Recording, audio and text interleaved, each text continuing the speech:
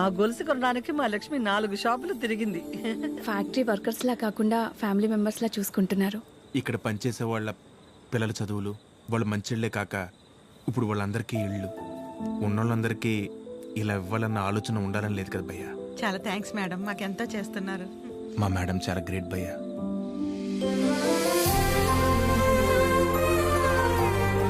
సరే సరే. Prem food items లో ఏం బాగున్నాయి రా? అన్నిటికంటే నువ్వు రా అన్నది బాగుందిరా. కూర్చోండి ఆంటీ. ఏంటి అందరూ చాలా సీరియస్ గా మాట్లాడుకుంటున్నారు? ఏం లేదు, నీ గురించే. ఫ్రిడ్జ్లో పెరుగు ప్యాకెట్ పెట్టడం మర్చిపోతేనే మేమందరం కలిసి ఓ 10 నిమిషాలు మాట్లాడతాము దాని గురించి. అలాంటిది నువ్వు ఒక్కదానివే ఫ్యాక్టరీ, ఇల్లు, బిజినెస్ ఇదంతా ఎలా సాధ్యపడిందా అని. ఓ అదా, ఆద్య వల్లే. లైఫ్లో ఇంక హోప్ లేదు, అంతా అయిపోయిందనుకున్నాను. అప్పుడు ఆద్యకి 8 ఏళ్ళు. ఒకరోజు నా దగ్గరికి వచ్చి, అమ్మా నేనేమైనా తప్పు చేశానా అంది. నువ్వు తప్పు చేయడం ఏంటి అంటే ఏమందో తెలుసా? నేనే నీ ప్రపంచం అంటావు కదమ్మా, నువ్వెలా ఉన్నా అది నా వల్లే కదా. నువ్విలా ఉన్నావంటే నేనేదైనా తప్పు చేసుంటే చెప్పు, ఇంకెప్పుడు చెయ్యను అంది. ఆ క్షణం అనిపించింది ఇంకెప్పుడు తన నా దగ్గరకొచ్చి అలా అడిగేలా నేనెప్పుడు ఉండకూడదని.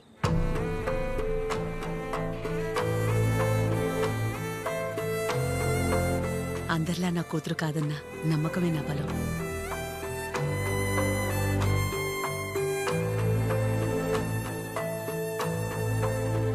మీ బలం మీ చిరు, మీ పెంపకం తన ప్రవర్తనలో కనిపిస్తుంది. చాలా బాగా పెంచారు మీ చిరుని. చిరు, ఇంతమంది ఆడవాళ్ల మధ్య పెరగడం నీ అదృష్టం.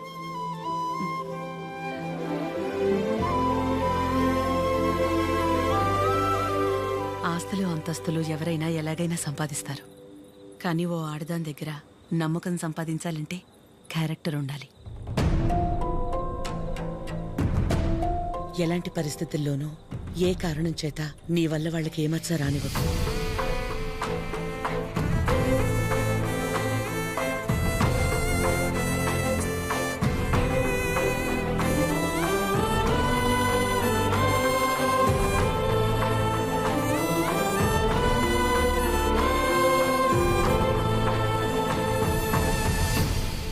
బయలుదేరిపోవడం ఏంటక్క? ఒక్కసారి ఇంటికి వెళ్ళాక మాట్లాడుకుందాం. అది కాదక్క. గౌరీ, హాయ్ భయ్యా. నమస్తే అండి. మీరందరూ ఇక్కడుంటే ఆవిడేంటి మేడం గారు ఇంటి వైపు వెళ్తుంది? ఎవరు? మన పద్మం గారు. వకలా, ఈ నవ్వు మీ ముఖం మీద ఎప్పుడు అలాగే ఉంటుందా? మొదట్లో నేను అందరిలాగే ఉండేదాన్ని వకలా. మన కడుపులో ఒకరు పుడితే గాని ఆడదాని జీవితం పరిపూర్ణత చెందదు కదా. పిల్లలు లేరు అనే మాట చెవిలో పడి పడి నెమ్మదిగా నవ్వు అనేదే పోయింది. పోయేదాకా ఇక అంతే అనుకున్నాను. మా చిరంజీవి పుట్టగానే అలాగే తీసుకొచ్చి మొట్టమొదటిగా నా చేతుల్లో పెట్టారు. ఆ క్షణం ఎక్కడి నుంచి వచ్చిందో ఆ నవ్వు అలాగే ఉండిపోయింది. ఈ నవ్వు నాది కాదు, వాడిది.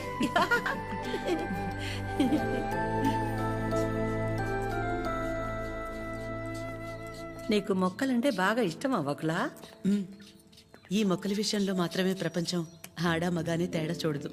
మా చిరు కూడా మొక్కలంటే బాగా ఇష్టం.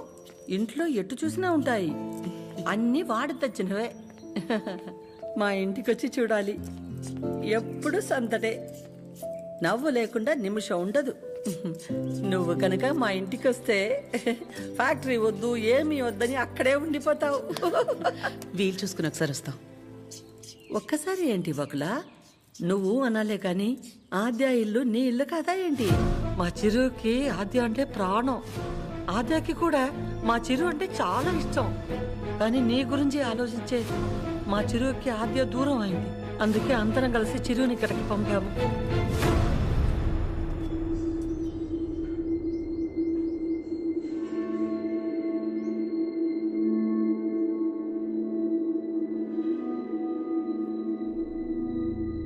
విన్నావుగా వకుల?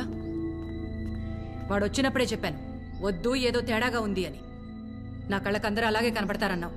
ఇప్పుడు చూడు, నా కళ్ళకు కనిపించింది నిజమైందిగా. సరిత గారు, మాట్లాడకు. మీరు ఆడాళ్లేగా. సాటి ఆడదాన్ని మోసం చేయడానికి మనసెలా ఒప్పింది? అసలు నిన్ను తన్నాలే పట్టుకుని. అమ్మా, నువ్వు నోర్మే. ఏంటి అద్యా ఇది? వాళ్ళంటే ముక్కు మొహం తెలియని వాళ్ళు. మీ అమ్మ గురించి పూర్తిగా తెలిసిందానివి నువ్వే ఇలా చేస్తే ఎలా? తనకున్న ఒకే ఒక్క నమ్మకం నువ్వు అందరిలాగానే అనిపించావు కదా. అయినా మిమ్మల్ని అనాలి. ఏం పెంపకమో ఏమో. పెంపకం గురించి ఎందుకండి? ఏ అంత రోషం పొడుచుకొచ్చింది? చేసే ముందుండాలి. ఎందుకు అలా మాట్లాడుతున్నారు? ఇంకా మాట్లాడుతున్నాను, సంతోషించండి. అక్క, ఇదంతా మనకు అవసరం. పద వెళ్దాం. ఇంకా నుంచున్నారే, పదండి. సిగ్గుండాలి. అమ్మా ఆగమ్మా, ఏ ఏ ఆగు. నువ్వు అరిచి గోల చేసేంత ఘోరం ఏం జరిగిపోలేదు ఇక్కడ. ప్రేమించిన అమ్మాయి కోసం వచ్చాడు, అంతేగాని ఎవరినైనా మోసం చేశాడా? ఎవరితోనైనా తప్పుగా ప్రవర్తించాడా? తప్పుగా చూపైనా చూశాడా? వాడికిడికి రావడం వల్ల ఎవరికైనా మంచి జరుగుంటుంది తప్ప నష్టం ఏం జరగలేదు. వకుల, పిల్లలిద్దరూ మన ఇష్టాలకు గౌరవం ఇచ్చి మన సంతోషం గురించి ఆలోచిస్తున్నారు. ఒక్కసారి వాళ్ళ ఇష్టం గురించే ఆలోచించడంలో తప్పే ఉంది.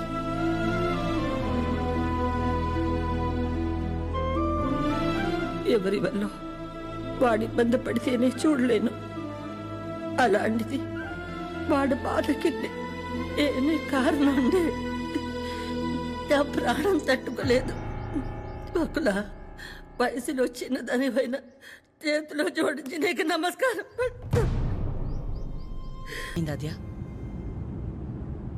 ఏమైందమ్మా? నేనే నీ ప్రపంచం అంటావు కదా. నువ్వెలా ఉన్నా దానికి నేనేగా కారణమవుతాను. మరి నువ్విలా ఉన్నావంటే నాకు తెలియకుండా నేనేదైనా తప్పు చేసి ఉండాలి, లేదా నీ ప్రపంచమైనా మారుండాలి. నా ప్రపంచము మారలేదు, నువ్వే తప్పు చేయలేదు. నీ తర్వాతే నాకు ఏదైనమ్మా. తన ఫ్యామిలీని తీసుకెళ్ళిపోమని చెప్పడానికి చిరుని కలిశాను. మా అమ్మ గురించి నీకు తెలియదన్ను అంటుంటే ఏ ఉందిలే, ఆవిడకి నేను దగ్గరైతే సరిపోతుంది అనుకున్నా. కానీ ఆవిడ నాకు దగ్గరేక తెలిసింది నువ్వే కరెక్ట్ అని. ఒకవేళ ఈ అమ్మ నీ విషయంలో తీసుకురా నిర్ణయం ఏదన్నా తీసుకుంటే ఆ గిల్ట్ని నేను తట్టుకోలేను. అందుకే ఎలా వచ్చాను అలాగే వెళ్ళిపోతాను. ప్రతి మగాడి విషయంలో సమస్య వేరు, పరిష్కారం వేరు. కానీ ఆడదాని విషయంలో సమస్యను అర్థం చేసుకుంటే చాలు, అదే పరిష్కారం.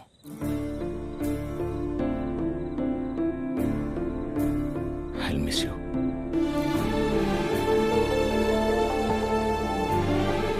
ఎవరన్నా ప్రేమించిన అమ్మాయితో ఐ లవ్ యూ చెప్తారు, కానీ కనీసం ఐ లవ్ యూ కూడా చెప్పకుండా మిస్ యూ చెప్పిన వాడిని నేను ఒక్కడే ఉంటానేమో.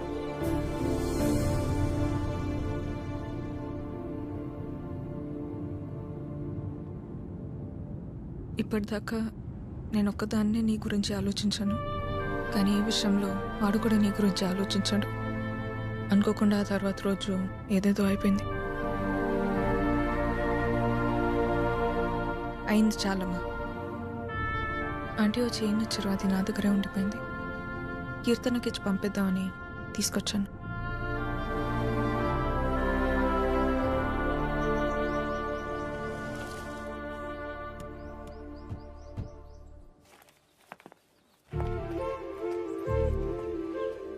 ఏంటి పద్మ? ఎవరు? ఏంటి? ఎందుకు అలా నించుని చూస్తున్నావు? రండి రామ్మా. వెళ్ళి లోపలికి తీసుకురా. నువ్వు వెళ్ళు. ఆ? పద్మా రండి, రామా కూర్చోండి. రా కూర్చో.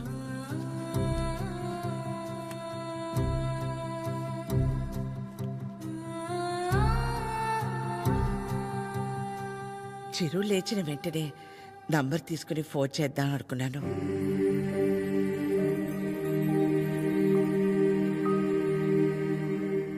కాఫీ టీ ఏమైనా? పర్లేదు, థ్యాంక్ యూ. ఏమొద్దు. కాఫీ టీ అంటే 10 నిమిషాలు పడుతుంది కదా. ఈ లోపు మనం ఎక్కడ ఏదో అడుగుతామని భయపడుతున్నారు. మనేమి అడగమని చెప్పేసి అది.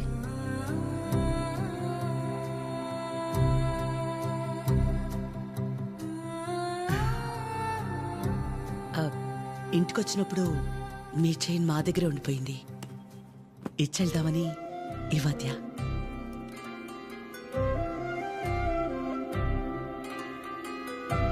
తొందర ఏముంది, తర్వాతైనా ఇచ్చి ఉండొచ్చు కదా. తొందరని కాదు, ఎలాగూ వస్తున్నాం కదా అని. నేను వెళ్తాను అది. పద్మ ఆగు, వాళ్ళు వచ్చారుగా. ఎందుకు అది ఉండి నేనుండబట్లేక ఏదో అంటాను, మళ్ళీ ఏదో అవుతుంది. నా వల్ల అయింది చాలదా? ఏదో బిడ్డవాడు కాబట్టి ఒక మాట కూడా అనలేదు. అదే వాడొచ్చి పద్మమ్మ నేను నీ కడుపున పుట్టుంటే ఇలాగే చేసేదాని వాడిని ఒక్క మాట అనుండే నా ప్రాణం తట్టుకునేదా? అందరి మనసులో ఉన్నదే కదా అది. నేను బయటికన్నాను, అంత మాత్రానికి అన్ని మాటలా? ఆవిడ పేరేంటి? చుట్టూ ఇక్కడ దాకే సగంలో సగం ఉంటుందే. సరితలా మాట్లాడి ఉండకూడదు, తప్పే. నా బాధ సరిత అలా మాట్లాడిందని కాదు, అంత జరుగుతున్నా నువ్వేం మాట్లాడలేదు. అందుకే. ఏం మాట్లాడాలి పద్మ?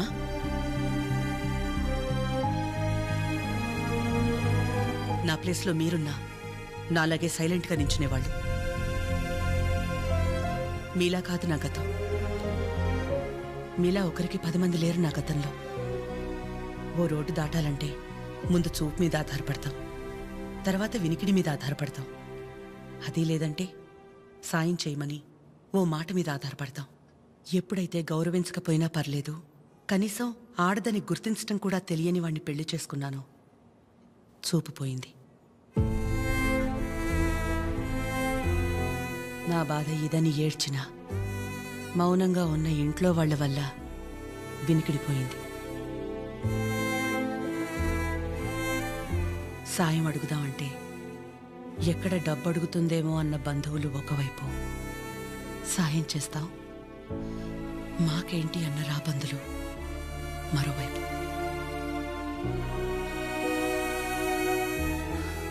అయినా ఆగిపోకుండా ముందుకు నడిచానంటే ఒక్కో అడుగు ఎంత నరకమై ఉంటుంది. ఒకరిని నమ్మడం, దగ్గరవడం కాదని తెలిసి మనం బాధపడ్డం ఎందుకని నమ్మడమే మానేశాను. చాలా కాలం తర్వాత మీ చిరుని నమ్మాను,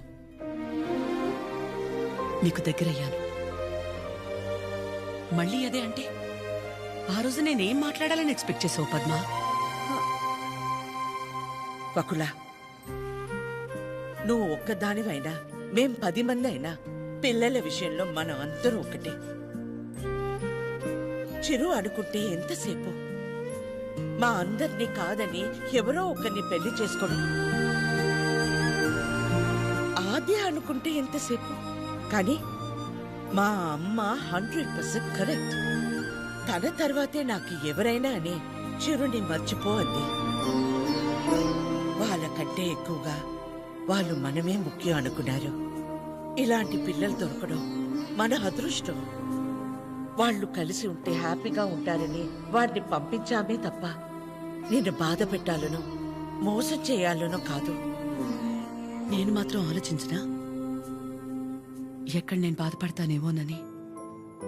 తన ఇష్టాన్ని పంచుకోకపోగా నేను అపార్థం చేసుకుంటే కోపాన్ని కూడా చూపించకుండా తనలో తనే ఏడ్చిందంటే ఎన్ని కష్టాలిచ్చినా దేవుడు నాకు ఇలాంటి కూతుర్ని కూడా ఇచ్చాడని తెలుసుకోవాలనే కదా. అమ్మా ఎందుకమ్మా ఇదంతా ఇప్పుడు? ఆపకాద్య, ఇలాగే కంటిన్యూ అయితే నేను నిన్నమ్మని పిలవాల్సి వస్తుంది.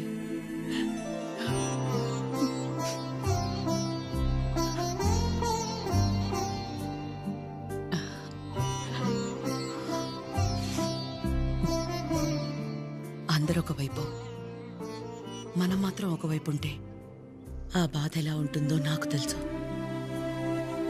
అలాంటిది ప్రవళిక విషయంలో ఒక్కతే ఉన్న తన పక్కన చిరు వెళ్ళి నించున్నప్పుడే నాకు అనిపించింది తనందరిలా కాదని.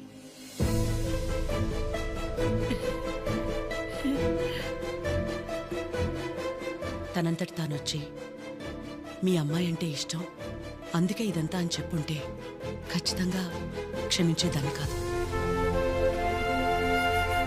ఎప్పుడైతే తన వల్ల నాకు ఆజ్యకి మధ్య ఇంత దూరం కూడా రాకూడదనుకుని తన ప్రేమని పక్కన పెట్టేయాలని నిర్ణయం తీసుకున్నాడో అప్పుడే తనకంటే ఆడవాళ్ళని గొప్పగా ఎవరూ అర్థం చేసుకోలేరని అనిపించింది.